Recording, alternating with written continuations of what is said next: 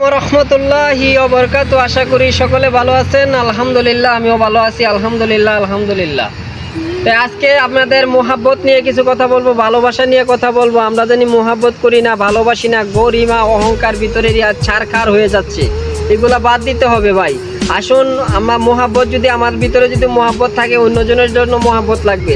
আমার ভিতরে যদি মায়া থাকে, অন্যজনের লাগা মায়া লাগবে।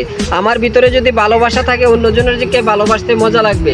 কারণ আমার ভিতরে যদি অহংকার থাকে, কখনো আমাদেরকে দিয়ে ভালো কাজ হবে না। আমার ভিতরে যদি অহংকার থাকে, কখনো আমাকে দিয়ে ভালো কাজ হবে না। আমার ভিতরে যদি গরিমা থাকে, কখনো আমাকে দিয়ে ভালো কাজ হবে না। কারণ আমাদের পরিশ্রম করতে হবে, আমাদের শ্রম দিতে হবে।